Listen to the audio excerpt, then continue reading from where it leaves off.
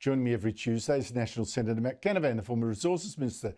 Matt, good to see you. Let's first, Bowen's plan to force electricity suppliers to offer 3 hours a day of free power to encourage people to use electricity then and not at night when, supplies can be short. This should at least save some of them money, shouldn't it? Well, before I come to a view on that, Andrew, I just want to know whether Chris is throwing in a free set of steak knives as well at the same time. That might make a difference between whether I sign up or not. But I just listened to your clips there, and man, I mean, that guy does sound like a used car salesman, doesn't he? It's all just too good to be true. And I believe in the common sense of the Australian people that they understand that when they're being sold a pup, when they're being talked to by a snake oil salesman, when they're being told something that is too good to be true. And this is certainly that, as you've outlined just earlier. Someone's got to have to pay for this. If you're going to provide something free at some time of the day, at another time of the day, it's going to have to be more expensive. And it just so happens that those times of the days where it have to be more expensive, in the evenings, is when most Australians need to use their power. That's when they come home from work typically. That's when the air conditioners go on, the TVs go on. And I don't think we want to live in a country where you're worried about how much it's going to cost to sit back after work and watch a sports game or watch a movie or heat or cool your home to the temperature you have. I mean, you come back to the point here that why has life gotten so much worse since we signed up to this net zero ideology? Why is the price of everything so high? Why has the standard of living gone back more than 10 years? Why has everything crumbling in our country? The cost of building things, our roads, our hospitals, everything has gone to the dogs. And I do think it is because we have obsessed here over one particular thing, getting our emissions down as low as possible, as fast as possible. And we've done that so much that we're now racing double. We're going double the speed of the rest of the advanced world. Forget about China and India. They're obviously on a different stratosphere, but we're cutting our emissions now double the rate of other advanced economies like the US, Europe, Japan, Korea. The question has to be asked, why?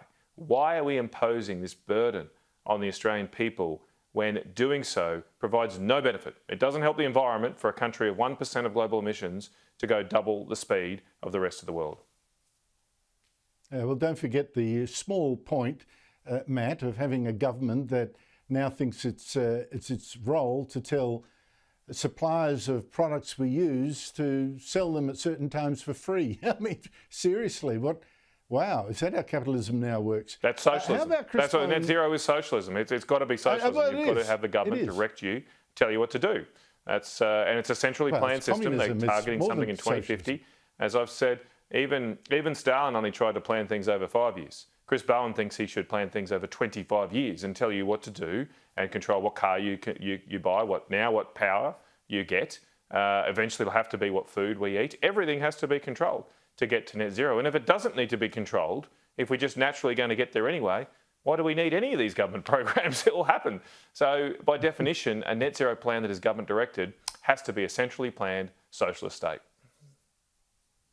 Well, just quickly, how about Chris Bowen funding charges for electric vehicles that can also drain them of electricity when there's not enough in the grid? Yeah, I don't think the Australian people want a connection directly to government departments so they can control their home.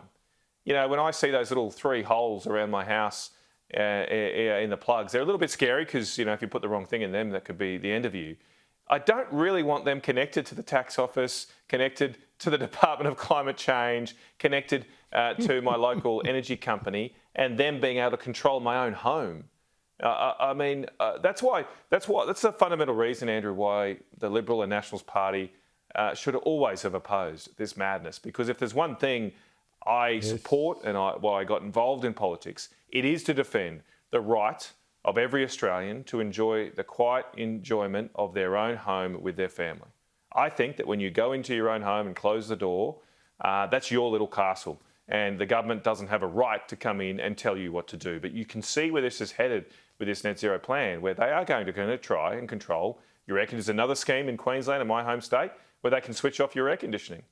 Switch off your air conditioning if it's too hot and the grid's overburdened, they can make it hotter for you in your own home.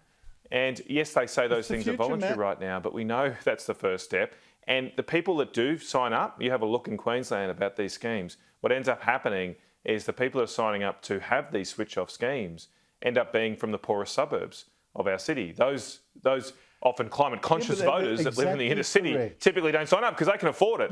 They can afford it. They don't need to sign up. Matt, where they can pay the high prices, where it's the poor suckers that have to pay the price for this net zero agenda. There will come a time when they also say you can't eat meat more than, I don't know, 2 times a week or something. You wait if this is not checked. Matt Canavan, got to go. Thank you so much indeed for your time.